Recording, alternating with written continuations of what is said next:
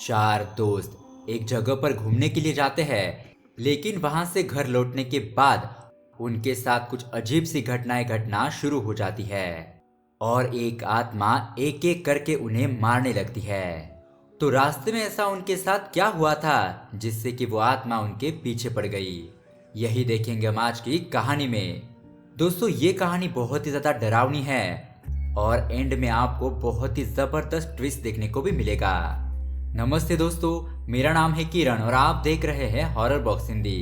तो दोस्तों, अगर आपको ऐसे ही हॉरर मूवीज देखना पसंद है तो प्लीज हमारे चैनल को अभी सब्सक्राइब करें, क्योंकि हम आपके लिए ऐसे ही वीडियोस लाते रहते हैं। दोस्तों, कहानी की शुरुआत होती है गौतम नाम के एक लड़के से, जो कि फिल्म डायरेक्टर बनना चाहता है। इसीलिए वो अपनी कहानी लेकर काफी सारे प्रोड्यूसर के पास जाता रहता है। वैसे ही आज वो एक प्रोड्यूसर के पास जाकर अपनी कहानी सुनाता है। उसके बाद वो अपनी कार में आकर बैठ जाता है, जहाँ पर उसकी गर्लफ्रेंड नेत्रा भी थी। नेत्रा के पास आकर गौतम उसे कहता है कि हर एक प्रोड्यूसर कोई ना कोई रीजन देकर मेरी कहानी को रिजेक्ट कर ही देता है। कोई कहता है कि कहानी इतनी इंटरेस्टिंग नहीं है, कोई कहता है कि हमारा इतना बजट नहीं है, कोई भी प्रोड्यूसर मेरी कहानी को ढंग से सुन ही नहीं रहा है। ऐसा कहते हुए गौतम थोड़ा मायूस हो जाता है। इसलिए नेत्रा उसे कहती है कि तुम ज्यादा उदास मत हो, आज नहीं तो कल तुम्हें मौका जरूर मिलेगा। चलो, तुम्हारा मूड ठीक करने के लिए हम कहीं घूमने जाते हैं। तुम्हारा माइंड भी फ्रेश हो जाएगा और तुम थोड़ा रिलैक्स फील करोगे। अब दोस्तों, वो पौंडीचेरी जाने का प्लान बनाते हैं। फटाफट से नेत्रा अपने दोस्त सीबी को कॉल करती है और उसे बताती है कि अभी के अभी हम सब लोग मिलकर पौंडीचेरी घूमने के लिए जाएंगे। तुम मधु को कॉल करके उससे भी आने के लिए कहो, और अगर वो नहीं मानेगी तो उसे तैयार करने की जिम्मेदारी तुम्हारी। सीबी कहने लगता है कि अगर तुम लोग मुझे दारू पिलाओगे तो मैं जरूर आऊंगा। उसके बाद सीबी मधु को लेकर वहां पर पहुंच जाता है और वो चारों मिलकर अपनी कार में बैठकर पौंडीचेरी चले जाते हैं। वहां पर वो मस्त घूमते हैं, एंजॉय करते हैं और वापस से अपने घर जाने के लिए आ रहे थे। अब काफी टाइम से गौतम ही कार चला रहा था और तभी अचानक गौतम अपने दोस्तों से कहता है कि गाड़ी के ब्रेक फेल हो गए हैं, मैं इस कार को कंट्रोल नहीं कर पा रहा हूँ। ये सुनने के बाद सभी लोग बहुत ही ज्यादा पैनिक हो जाते हैं और बहुत ज्यादा घबराने लगते हैं। तभी अचानक उनके कार के सामने एक औरत आ जाती है और गौतम अपनी कार को कंट्रोल नहीं कर पाता और उस औरत को ठोक देता है। बेचारी वो औरत जोर जोर से चिल्लाने लगती है और दोस्तों, ये सीन यहीं पर कट हो जाता है। दोस्तों, उसके बाद हम देखते हैं कि ये चारों फ्रेंड्स अपने अपने घर में वापस आ जाते हैं और वो घर पर आकर सिंक नाम के एक एप्लीकेशन से एक दूसरे के साथ वीडियो कॉल पर बातें करने लगते हैं। गौतम अपने दोस्तों से कहने लगता है कि इस एरिया का सब इंस्पेक्टर मेरे जीजा का ही एक फ्रेंड है। मैंने ऑलरेडी उस इंस्पेक्टर से बात करके सब कुछ सेटल कर दिया है। मैंने उसे 1 लाख रुपए देकर इस मामले को सुलझाने के लिए कहा और उस औरत के इलाज के लिए भी उसे 1 और लाख रुपए दिए हैं। उस इंस्पेक्टर ने मुझे कहा था कि वो लड़की अभी भी जिंदा है और हॉस्पिटल में उसका इलाज चल रहा है। अब वो इंस्पेक्टर एक्सीडेंट करने वाली कार ना मिलने की वजह से इस केस को क्लोज कर देगा और उस एरिया में एक भी सीसीटीवी कैमरा नहीं है, इसलिए हम लोग पकड़े नहीं जाएंगे। तुम सभी लोग ज्यादा टेंशन मत लो। तभी मधु कहने लगती है कि उस लड़की को हमें ही हॉस्पिटल ले जाना चाहिए था यार, यही अच्छा रहता। गौतम कहता है कि अगर वो औरत वहीं पर मर जाती तो हम चारों पर बहुत ही बड़ा केस होगा और हम उसमें बुरी तरीके से फंस सकते हैं। तभी दोस्तों, सब इंस्पेक्टर का गौतम को कॉल आता है। गौतम कहने लगता है कि सर, हमसे गलती से उस लड़की का एक्सीडेंट हो गया, हमने ये सब कुछ जानबूझकर नहीं किया और हमारे बीच जो पैसों की बात हुई थी वो पैसे मैंने ऑलरेडी आपके घर पर पहुंचा दिए हैं। यहाँ दूसरी तरफ मधु की माँ मधु के पास आकर उसे बात करने लगती है। मधु अपनी माँ से पूछती है कि तुम तो दोपहर को बेंगलोर जाने वाली थी ना। मधु की माँ कहती है हाँ, जाने वाली तो थी, लेकिन मेरी फ्लाइट मिस हो गई, इसलिए मैं नहीं जा पाई। कल सुबह मैं और तुम्हारे पापा गाड़ी से बेंगलुरु जाएंगे। उसके बाद मधु की माँ उसके फ्रेंड से भी थोड़ी बहुत बातें करती है और वो वहाँ से अपने कमरे में चली जाती है। दोस्तों, उसके बाद सीबी अपना नोकिया का पुराना मोबाइल दिखाकर सबको कहने लगता है कि ये फोन तो कब का खराब हो चुका है और अब हम इस फोन को हथौड़े की तरह इस्तेमाल करते हैं। उसके बाद हम देखते हैं कि गौतम की बड़ी बहन गौतम के रूम में आ जाती है। वो प्रेग्नेंट होती है और वो गौतम के पास आकर उसके फ्रेंड से कहती है कि थोड़ी ही देर में तुम्हारे जीजाजी आ जाएंगे, वो सब कुछ संभालेंगे, तुम लोग ज्यादा फिक्र मत करो। और अगर गुस्से में आकर तुम्हारे जीजाजी तुम लोगों को कुछ डांट भी देना तो थोड़ा बहुत सुन लेना सब लोग। ऐसा कहकर गौतम की बहन वहां से चली जाती है। दोस्तों उसके बाद गौतम के फोन पर दोबारा से वो सब इंस्पेक्टर कॉल करता है, लेकिन तभी गौतम का फोन स्विच ऑफ हो जाता है। गौतम अपने फोन को जल्दी से चार्जिंग पॉइंट पर लगाता है और थोड़ी देर के बाद गौतम का जीजा अपने घर पर वापस आ जाता है। इसलिए गौतम कैमरे के सामने से उठकर अपने जीजा के पास चला जाता है। अपने जीजा से मिलने के बाद दोबारा से वो अपने फ्रेंड के पास बात करने के लिए आ जाता है। गौतम कैमरे के सामने अपने दोस्तों से कहने लगता है कि मेरे जीजा के साथ एक अनजान औरत भी आई है। उनकी बातों से ऐसा लग रहा था कि शायद वो औरत मेरे जीजा के साथ काम करती है, और अच्छा ही हुआ कि वो औरत जीजा के साथ आई है, वरना मेरे जीजा जी मुझे बहुत डांटते।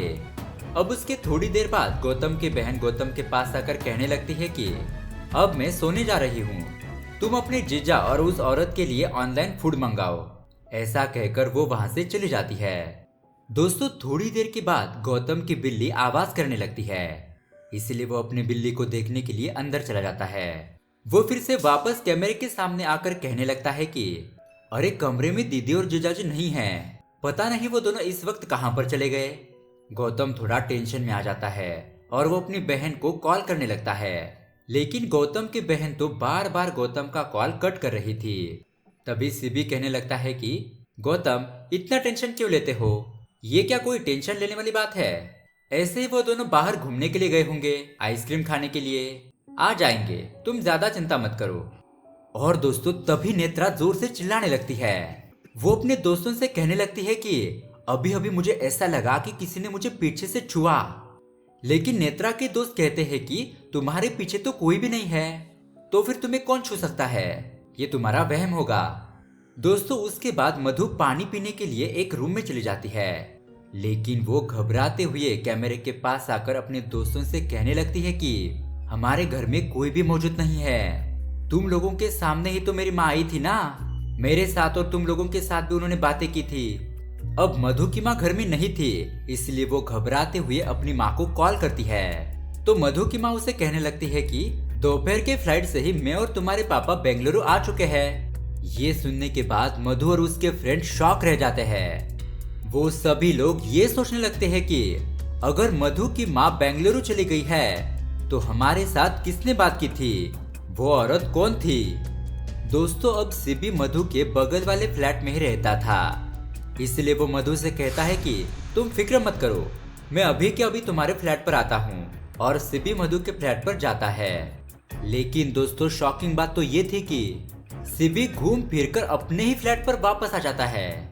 सिबी को तो कुछ समझ नहीं आ रहा था, और ये देखकर तो वो चारों दोस्त चकरा जाते हैं। उन सबको समझ ही नहीं आ रहा था कि उनके साथ क्या हो रहा है। अब वो मिलकर ये सोचने लगते हैं कि आगे क्या किया जाए। अब सभी दोस्त नेत्रा से कहते हैं कि तुम अपनी माँ के पास जाकर ये सारी बातें बताओ। उसी तरह नेत्रा अपने माँ के रूम में जाती है और वो उनसे गले मिलती है, लेकिन तभी उसकी माँ की आंखें बहुत ही ज्यादा खतरनाक हो जाती है, जैसे कि कोई शैतान की आंखें हो। उसके बाद वो धीरे धीरे नेत्रा के पास आने लगती है और नेत्रा अपनी माँ को देखकर बहुत ही ज्यादा घबरा जाती है।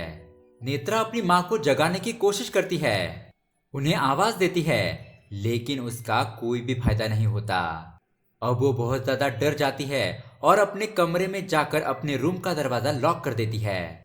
उसके बाद दोस्तों गौतम सब इंस्पेक्टर को कॉल करता है, तो एक दूसरा ही आदमी फोन उठाता है और वो गौतम से कहता है कि आप लोगों ने चारू नाम की एक लड़की का एक्सीडेंट किया था ना, वो हॉस्पिटल में मर चुकी है। ये बात बताने के लिए सब इंस्पेक्टर बाहर आकर तुमको कॉल कर रहे थे, लेकिन तभी एक गाड़ी आकर सर को ठोककर चली गई और उसी वक्त उनकी मौत हो गई। मैं ऑलरेडी इस केस को मैनेज कर रहा हूँ और इस केस की फाइल मैंने ऑलरेडी तुम्हारे मेल पर भेज दी है, तुम उसे अभी के अभी चेक करो। उसके बाद गौतम अपने मेल को ओपन करता है और चारू का फोटो देखकर तो वो शॉक ही रह जाता है। और दोस्तों वो अपने दोस्तों से कहने लगता है कि अरे ये तो वही लड़की है जो थोड़ी देर पहले मेरे जीजा के साथ आई थी, ये मरी हुई चारू हमारे घर पर कैसे आ सकती है। तभी मधु की माँ मधु के पीछे आकर बैठ जाती है। मधु के फ्रेंड्स ये बात मधु को बताने लगते हैं कि तुम्हारी माँ तुम्हारे पीछे आकर बैठ चुकी है। जब मधु पीछे मुड़कर देखती है तो वहां पर कोई भी नहीं था। अब सिबी कहता है कि तुम लोगों के ट्रिप प्लान करने की वजह से ये सारी घटनाएं हो रही है। इस पर गौतम कहता है कि ट्रिप प्लान करने में क्या बुराई है, और हमें थोड़ी ही पता था कि ऐसा एक्सीडेंट होने वाला है और फिर हमारे साथ ये सब कुछ हो जाएगा। क्या बातें कर रहे हो तुम? और ना एक्चुअली ये सारी गलती तुम्हारी है। तुमने ही मुझे कहा था ना कि कार के ब्रेक फेल होने का प्रैंक करो। मैंने उसी तरह का प्रैंक किया और इसी चक्कर में वो औरत रास्ते पर कहीं से आ गई और हमारी कार से टकरा गई। दोस्तों तभी अचानक मधु का चेहरा बहुत ही ज्यादा भयानक हो जाता है। उसकी आंखें व्हाइट हो गई थी और मधु को देखकर सभी लोग बहुत ही ज्यादा घबरा जाते हैं। तभी मधु गौतम से कहती है कि तुम्हारी बहन कमरे के बाहर है। ये सुनते ही गौतम तुरंत अपनी बहन को ढूंढने के लिए चला जाता है। वो बाहर जाकर अपनी बहन को देखता है, लेकिन उसकी बहन प्रेग्नेंट नहीं थी और उसके हाथ में एक छोटा सा बच्चा होता है। ये देखकर गौतम को कुछ समझ नहीं आ रहा था और उसकी बहन कमरे के अंदर जाते हुए देखते ही देखते गायब हो जाती है। ये देखकर गौतम बहुत ज्यादा डर जाता है और फिर से अपने कमरे में आ जाता है। दोस्तों उसके बाद मधु सिबी से कहती है कि सिबी दरअसल बात क्या है ना, मैं तुम्हारे बर्थडे पर तुम्हें प्रपोज करने वाली थी, लेकिन तुम तो मेरे फ्रेंड के पीछे ही पड़े हो। उसके साथ तुम्हारा चक्कर चल रहा है, इसलिए मैंने तुमसे नाराज होकर तुम्हारा प्यार ठुकरा दिया। और दोस्तों उसके बाद मधु अपने चेहरे को एक प्लास्टिक का कवर लगा लेती है और दम घुटने की वजह से उसकी वहीं पर मौत हो जाती है। ये देखकर उसके सभी दोस्त बहुत ही ज्यादा रोने लगते हैं। उसके फ्रेंड मधु को आवाज दे रहे थे, लेकिन उसका कोई भी फायदा नहीं था। मधु अपने कैमरे के सामने मरी हुई हालत में पड़ी हुई थी। तभी दोस्तों सिबी के पुराने नोकिया फोन पर एक कॉल आता है और वो कॉल और किसी का नहीं बल्कि मधु का ही था। मधु की आवाज सुनकर सिबी उसे कहने लगता है कि बेबी ये तुम सब मजाक कर रही हो ना, मुझे पता है तुम ये सब कुछ प्रैंक कर रही हो मेरे साथ। रुको मैं अभी तुम्हारे पास आता हूँ। ऐसा कहते हुए दोस्तों सिबी मधु के पास जाने लगता है। तभी रास्ते में एक गाड़ी आकर सिबी को ठोक देती है और वो वहीं पर मर जाता है। ये देखकर गौतम और नेत्रा बहुत ही ज्यादा घबरा जाते हैं और अपने दोस्तों को ऐसा मरता हुआ देखकर बहुत ही ज्यादा रोने लगते हैं। तभी अचानक गौतम देखता है कि नेत्रा के कमरे में एक काली परछाई आ चुकी है। वो नेत्रा को बताता है कि तुम्हारे पीछे कोई है और नेत्रा ये देखकर बहुत ही ज्यादा डर जाती है। गौतम को बहुत ही ज्यादा गुस्सा आ जाता है और वो चिल्लाते हुए उस आत्मा से कहने लगता है कि तुम्हारी मौत मेरे कारण हुई है तो तुम मुझे मारो, मेरे दोस्तों को कुछ मत करो। रुको मैं अभी तुम्हारे पास आता हूँ। ऐसा कहकर गौतम अपने रूम से बाहर आ जाता है। तभी दोस्तों चारू की आत्मा गौतम के घर पर आ जाती है और गौतम का गला दबाकर उसे मार देती है। ये सब कुछ नेत्रा देख रही थी और इसीलिए वो गौतम के घर पर जाने लगती है। वो अपने कार में बैठकर जा ही रही थी कि तभी अचानक चारू की आत्मा नेत्रा का गला दबाकर कार में ही उसे मार देती है। दोस्तों उसके बाद हम देखते हैं कि इन चारों फ्रेंड्स का ये वीडियो सोशल मीडिया पर बहुत ही ज्यादा वायरल हो जाता है। जी हाँ दोस्तों यहाँ पर आता है सबसे बड़ा ट्विस्ट। दरअसल दोस्तों ये सब गौतम और उसकी टीम का ही प्लान था। ये चार दोस्त ऐसा हॉरर वीडियो का सेटअप करके बहुत ही गजब की एक्टिंग करते हैं और उसकी एक हॉरर शॉर्ट फिल्म बनाकर इंटरनेट पर डाल देते हैं। और दोस्तों ये हॉरर मूवी सभी लोगों को बहुत ज्यादा पसंद आ जाती है। इंटरनेट पर बहुत सारे लोग इस वीडियो को देखते हैं। दोस्तों उसके बाद हम देखते हैं कि इन चारों फ्रेंड्स का इंटरव्यू लिया जा रहा था। इंटरव्यू करने वाला आदमी गौतम से पूछता है कि आपको ये ऐसी हॉरर शॉर्ट फिल्म बनाने का आइडिया कहाँ से आया। गौतम और उसके दोस्त उसे बताते हैं कि जब हम हमारी ट्रिप खत्म करके वापस अपने घर पर आ रहे थे तब रास्ते में चारू नाम की लड़की का किसी ने एक्सीडेंट कर दिया और फिलहाल चारू का हॉस्पिटल में इलाज हो रहा है। उस एक्सीडेंट को ध्यान में रखते हुए हमने ये काल्पनिक कहानी बनाई। उसके बाद दोस्तों स्टूडियो में एंकर गौतम से कहता है कि वो जो चारू नाम की लड़की थी वो हॉस्पिटल में मर गई है। अब रात हो जाती है और एक फूड डिलीवरी बॉय गौतम के पास आकर कहता है कि किसी चारू नाम की लड़की ने आपके लिए खाना ऑर्डर किया है। ये देखकर गौतम शॉक रह जाता है। वो सोचता है कि ऐसा कैसे हो सकता है। दोस्तों उस फूड डिलीवरी बॉय ने उसकी हॉरर शॉर्ट फिल्म देखी थी, इसीलिए वो गौतम से कहता है कि सर, एक्सीडेंट में मरने वाली चारू नाम की लड़की का नाम आपने अपनी मूवी में इस्तेमाल करके बहुत ही बड़ी गलती कर दी है, क्योंकि चारू का किसने एक्सीडेंट किया है ये अभी तक पुलिस को पता नहीं चला है। पुलिस अभी तक उन्हें ढूंढ ही रही है और सबसे इम्पोर्टेंट बात यह है कि खुद चारू को ही पता नहीं है कि उसका एक्सीडेंट किसने किया था। और आपने ये शॉर्ट फिल्म बनाई है, उसकी वजह से चारू को ऐसा लग जाए कि आप लोगों ने ही चारू का एक्सीडेंट किया है, तो क्या होगा? तो आप चारों दोस्तों के साथ अच्छा नहीं होगा सर। ये सुनकर गौतम भी थोड़ा घबरा जाता है, लेकिन दोस्तों वो इस बात को इग्नोर करके अपने घर पर चला जाता है। जब वो अपने घर पर पहुंचता है तो उसके रूम की लाइट अपने आप ही फ्लिकरिंग कर रही थी। जब वो रूम के अंदर जाकर देखता है तो वहां पर अस्पताल का एक बेड रखा हुआ था और उसके ऊपर किसी की डेड बॉडी थी।